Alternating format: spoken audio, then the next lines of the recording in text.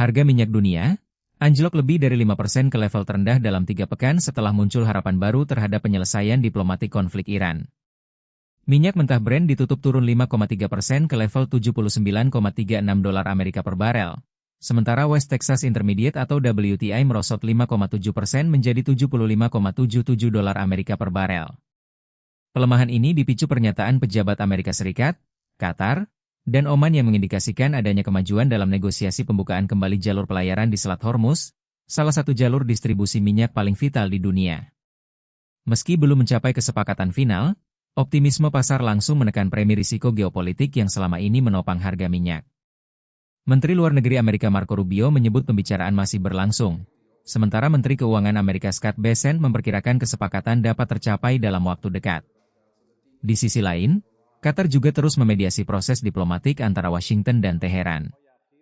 Analis Tennis.com, Simon Peter Masapni, menilai jika negosiasi terus menunjukkan kemajuan, kekhawatiran terhadap gangguan pasokan minyak akan semakin mereda sehingga tekanan terhadap harga minyak berlanjut. Namun, pasar energi global tetap sangat sensitif terhadap dinamika politik di Timur Tengah, sehingga setiap perubahan situasi diplomatik maupun militer masih berpotensi memicu lonjakan harga secara tiba-tiba. Kerjasama ekonomi tetap menjadi pilar utama hubungan bilateral kita.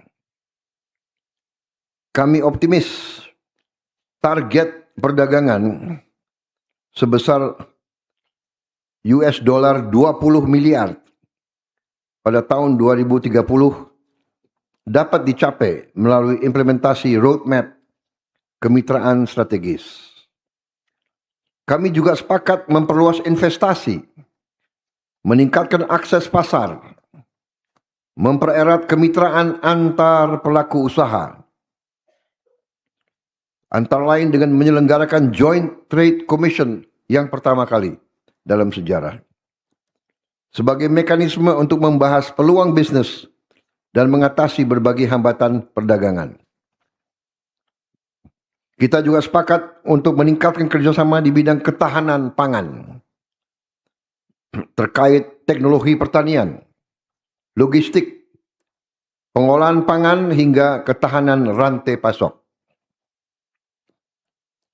Di bidang energi, kami mendorong penyelenggaraan Indonesia-Thailand Energy Forum untuk penguatan ketahanan energi dan akselerasi transisi menuju energi berkelanjutan melalui kolaborasi pemerintah dan dunia usaha.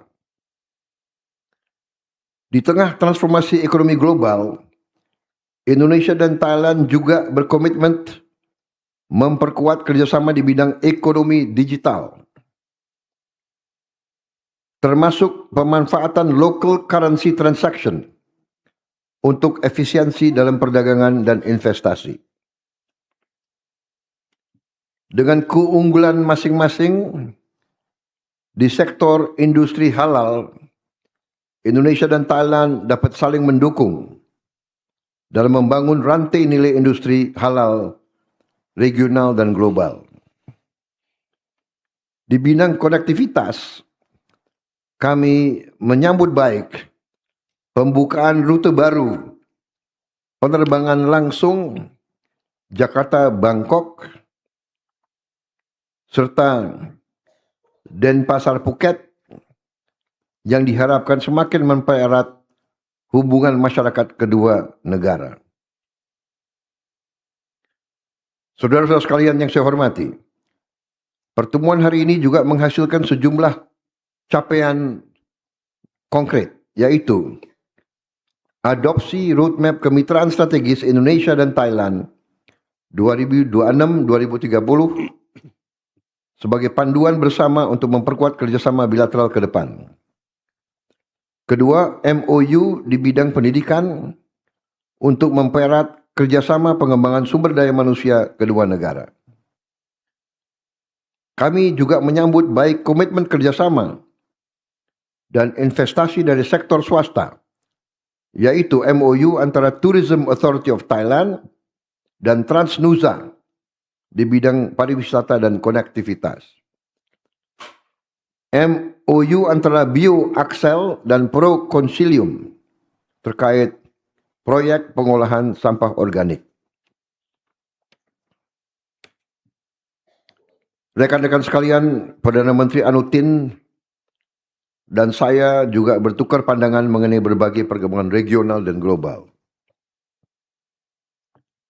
Kami menegaskan kembali pentingnya menjaga persatuan dan sentralitas ASEAN sebagai fondasi perdamaian, stabilitas, dan kemakmuran ASEAN. Terkait Myanmar, kami sepakat mendukung upaya ASEAN untuk mendorong implementasi 5-Point Consensus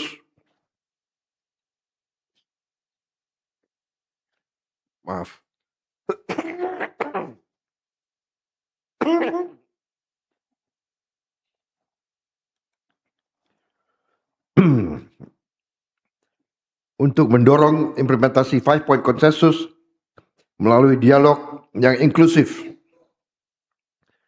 penghentian kekerasan, dan peningkatan akses kemanusiaan.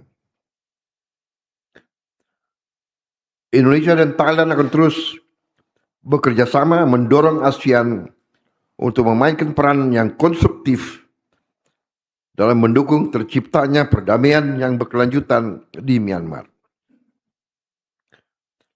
Kami juga bertukar pandangan mengenai perkembangan di Timur Tengah dan menegaskan pentingnya penyelesaian konflik melalui dialog diplomasi serta penghormatan kepada hukum internasional. Yang Mulia Perdana Menteri Anutin, sekali lagi saya ucapkan terima kasih atas kunjungan yang mulia,